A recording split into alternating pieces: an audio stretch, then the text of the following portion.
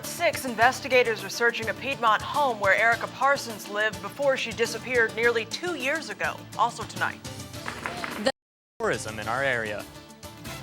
This is News 14 Carolina on ABC 45.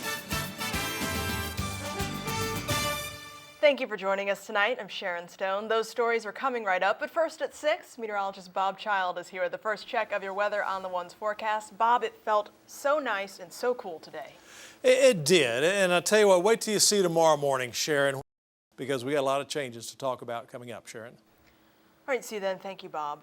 The FBI, SBI, and Rowan County Sheriff's investigators searched the home of Erica Parsons today. Neighbors say dozens of law enforcement officers showed up around 10 this morning and searched all day for clues in the 15-year-old's disappearance. Sheriff's officials are now calling this a criminal investigation. Salisbury Bureau reporter Jenna Barnes has the latest. It makes me want. The sheriff's office initially said they would hold a news conference today, but later canceled that. They have not given an update on this case in more than a week. Rockingham County authorities charged a woman who they say faked her own kidnapping. Deputies say 39-year-old Christina McGee called 911 to report her boyfriend holding her against her will at a house in Stoneville. When authorities arrived, the house was empty. After investigators called her back, they say she told them her boyfriend had her in his car on the way to Virginia.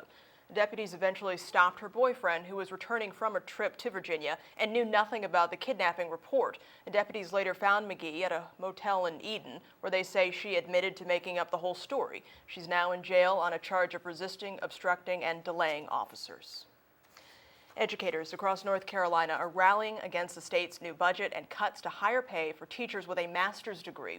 As News 14 Carolina's Amanda McKenzie explains, opponents of the measure say it's not just about the salary, but its ultimate impact on students and the quality of their education. News 14 Carolina. Educators at the Red for Ed rally say they hope November will bring newly elected candidates to the General Assembly who can reverse this decision and restore the added financial incentive of a master's degree. Governor Pat McCrory's approval rating hits a new low. The latest numbers from public policy polling show only 39% of voters approve of the job he's doing. 51% disapprove. Just 27% of voters say they think he kept campaign promises to not further restrict abortion. 50% say he broke that promise. And the incident where the governor gave cookies to a group of protesters apparently did not go over well. Only 26% of voters approved of that, and even Republican support of that move has dropped to 44%. Meanwhile, 50% of voters think the General Assembly is causing North Carolina national embarrassment, and more people now say they have a higher opinion of the Moral Monday protesters than they do of state lawmakers. The poll had a margin of error of plus or minus 4%. Tourism is growing in Guilford County. The North Carolina Division of Tourism shows visitors spent more than $1 billion in Guilford County last year. That is a 6% increase from 2011. As News 14 Carolina's Chad Mira tells us, tourist officials say recent sporting events helped. News 14 Carolina. Tourism officials hope that with the renovations to the Greensboro Coliseum and the possible addition of a performing arts center in Greensboro, that Guilford County will continue to see an increase in visitors every year. U.S. Airways and American Airlines fight back against the U.S. Justice Department over its attempt to block a proposed merger. In the 56-page-long lawsuit, the Justice Department states the merger would create a monopoly, specifically in places like Washington's Reagan Airport. Today, attorneys for the airlines defended the merger and gave reassurances about the major hub in North Carolina. There are absolutely no plans whatsoever to sell, close, or otherwise alter the Charlotte hub. The attorneys also said they're looking forward to their day in court to prove the Justice Department wrong. Ahead here at 6 on News 14 Carolina on ABC 45. You're watching News 14 Carolina on ABC 45. Some people in High Point hit some bumps in the road as they try to revitalize that area. Property owners in Washington Street community work to give the area a boost, but many of the buildings are in disrepair and it's a challenging situation. As News 14 Carolina's Stephanie Stillwell tells us, one property owner hopes to save her historic building and be a catalyst for change. Stephanie Stillwell, News 14 Carolina. Williams says she needs the community's help to restore the building. For more information, just head to the StoryLink section of news14.com. More than 1,500 people are volunteering their time and energy at the 74th Wyndham Championship. They're serving as gallery marshals, on the putting range, and in course operations. Organizers say they'd be hard-pressed to run this tournament without them. You can do it. This tournament would not happen without the volunteers. They are the heart and soul of this tournament. Some volunteer positions require knowledge of the game. Walking scorers receive mandatory instruction from PGA staff before the tournament. And sports is next here on News 14 Carolina on ABC 45 and out at Wyndham. A former champ is viewed as the favorite this week at Sedgefield. Mike Solarte with more just ahead. And in our Carolina Minute, high school football players in part of our state are getting NFL treatment. 14 Carolina crews across the state. Here's tonight's Carolina Minute. The North Carolina Appeals Court will decide whether a for-profit company should get taxpayer money to operate a virtual charter school that offers online-only classes to public school students. Last year, a state judge blocked the plan from advancing without approval from the State Board of Education. A test used to diagnose concussions on NFL players is being offered to high school athletes in Johnston County. The computer exam measures memory and reaction time.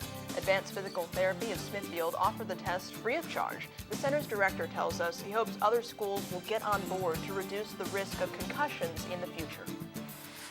The Cumberland County Library is trying to help those laid off at the House of Rayford chicken plant in Polk County find new jobs. Close to 1,000 job seekers attended the library's job fair today.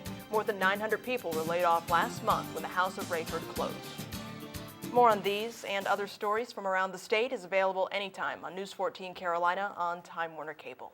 And still to come here at 6 o'clock, a midweek tumble on Wall Street. We will have an update with our crew from the floor of the New York Stock Exchange. And right after this quick break, meteorologist Bob Child has your full weather on the One's forecast. That is less than 90 seconds away. We'll enjoy some cooler weather. Thank you, Bob. Greensboro's Urban Ministry is hoping people will step up and help them after what leaders there are calling a disaster. A sewage pipe burst causing $100,000 worth of damage, forcing the organization to close its kitchen. Shiloh Baptist Church has opened its doors as a temporary meal serving station. But now our volunteer groups who bring in the meal, we have to bring in cold meals, meals that don't require heat up or any wash up. So we've made an appeal out to groups if they're willing to put together bag lunches to donate to us. For more information on how you can help, just search for Urban Ministry at news14.com. We'll make way for more Walmarts in Guilford County. These are of the smaller variety called Walmart Neighborhood Markets. One opened today in High Point at the corner of Wendover Avenue and Penny Road. The store manager says he's hired nearly 100 people. Transferred about 20% from one of the Walmarts.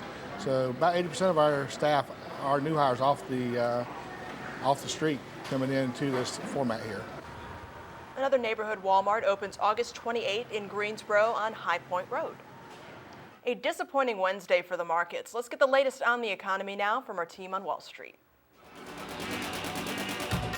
A North Carolina company is acquiring one of its competitors. Quintiles is the world's largest life science services firm, and officials say it'll become even larger with the purchase of Novella Clinical. Novella has about 300 employees in the Triangle and 800 overall. Quintiles has about 2,300 employees in the Triangle and about 27,000 worldwide. The financial terms of the deal were not released. Be sure to join us for the late edition of News 14 Carolina on ABC 45. A North Carolina mother of two killed while trying to escape from her ex-boyfriend. Investigators say the man kidnapped her and stabbed her several times. How she died fighting for her life at 11. And finally here at 6 o'clock, 2 months after Tom Pagel's heart stopped, he walked up to thank the men who saved his life. During one of the worst storms of the summer, Pagel suffered a heart attack while driving his car. Emergency medical crews in Charlotte gave him CPR and shocked his heart 7 times. Even if you don't need them, they'll be there in case something happens to you. Like, I never thought I would need those services, but they were there when I needed them, so I'm extremely grateful for that. Well, Pagels has a pacemaker now and is slowly recovering. That is our time at 6. ABC World News with Diane Sawyer is next. Hope to see you back here at 11 on ABC 45. And you can get more news anytime on News 14 Carolina on Time Warner Cable. Have a great night.